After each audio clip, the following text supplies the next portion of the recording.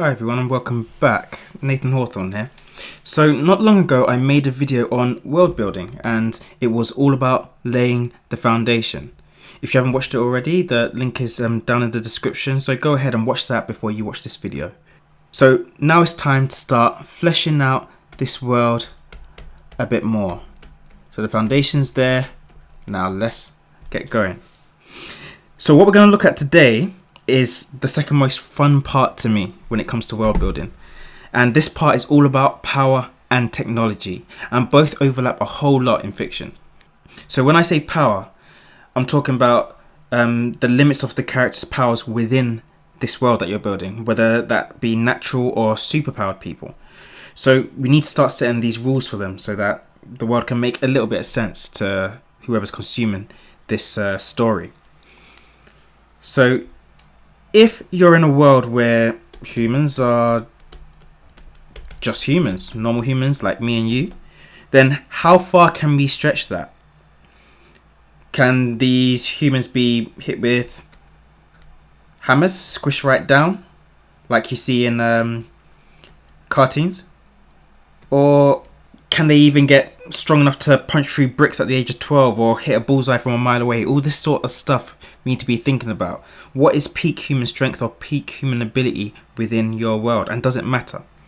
Okay, so when you're thinking about things like this is where you might start to think of things like Tom and Jerry and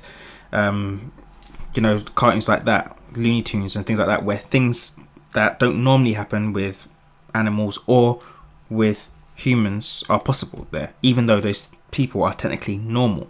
Now for superpower characters, it gets a lot more complicated. So here we're just going to write down superpower, because from the start you have to set rules. There must be rules, because you need to understand where the power comes from, how much they can use, and under what conditions those powers can work, things like that. There's so many questions that you can ask. So when you are creating this, pretend that you're a child at school in that world, and you're going to school and learn about those lessons in sociology or citizenship class or something like that. And the level to which you figure out what those rules are or how detailed you go with the power system, that's up to you.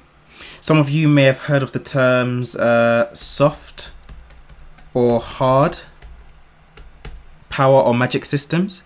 Now, I'm not going to go into a lot of depth about this today, but it's something that you'll see spoken about in loads of forums, loads of discussion boards, and a whole lot here on YouTube even. Now, let me just make a new layer, because put simply, with soft, I'll just split these down like this, soft and hard. With soft systems, the way that it works is it doesn't tell you a lot. So not lots of info. Alright? It just lets the powers work in a way that will let the plot carry on. Alright? So plot is the focus at all times. Now, because of this, you'll tend to find that with stories which have soft power systems or soft magic systems, they have a lot of plot holes. Alright? It's sort of like, say, Lord of the Rings, where people are asking, why doesn't the eagles just fly the hobbits or the ring to Mordor and drop it in? It's one of those things where, yeah, later on it might go on to be explained by people who study the books, or the author himself might fill it in, but when it comes down to it and you're just watching the movie or whatever, you're probably asking, this was super simple. This could have been done in a day. And it's just like that, alright? They tend to have plot holes. But the plot holes do not matter. They do not take away from the story, because the way that this soft system has been made for the story is in a way for the consumer just to enjoy the plot as it is and just suspend some of their disbelief for a second and just go for it. To give another example of a fairly soft power system is something like Star Wars. Now, with Star Wars, it's quite interesting because Star Wars started off with its quite early episodes, so 4, 5, and 6, being fairly soft. All right, we saw really random power usage. We've seen time travel, we've seen people swap bodies, stuff like that. But it slowly got harder as time went by and as more stuff was released for it.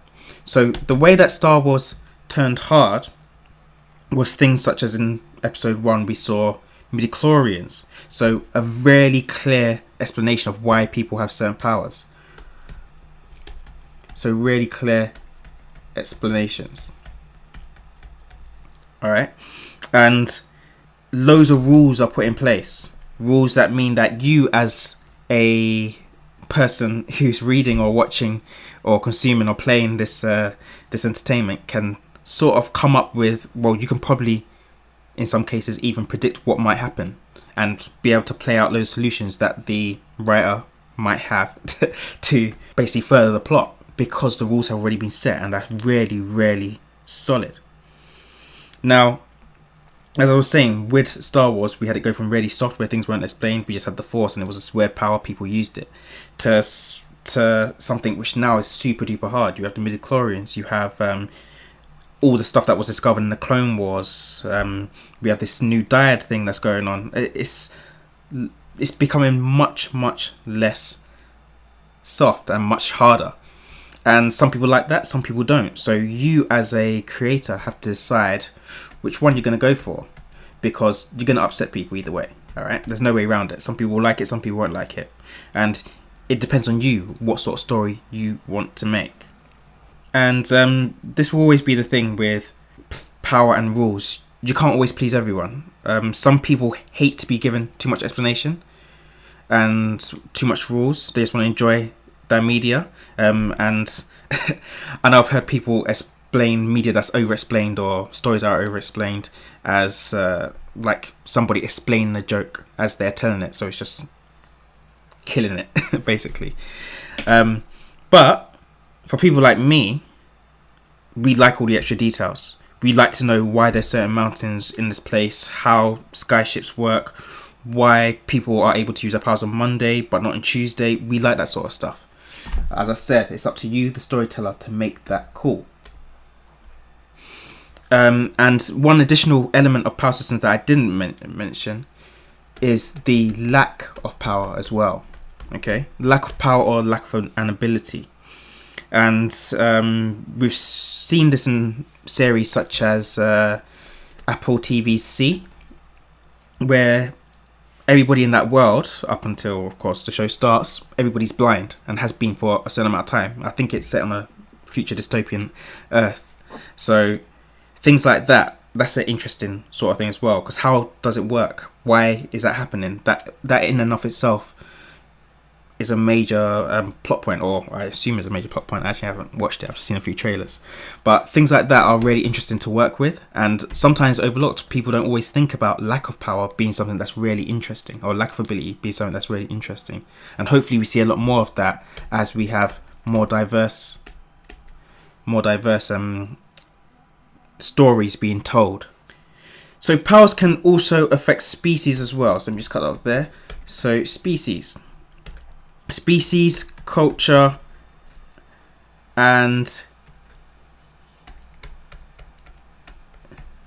lifestyles. And even when we think of our own world, our own Earth, magic exists in all cultures. All right, but the terminology, the way it's approached, and who uses it, and all that sort of stuff, is different for different peoples in different parts of the world. And you know, when you think of how magic or juju or voodoo or anything like that is used in different cultures, from Africa to Asia to Australasia to, you know, Europe, it's different in all those places. So that's one thing you need to think about as well. Terminology, how you're going to term things, why it's termed that way, and also usage and the visuals as well. If you're telling a visual story, how does it look? How do people that use it look? What effect does it have? How are they initiating the use of whatever power they're using? Okay, all that needs to be taken into account.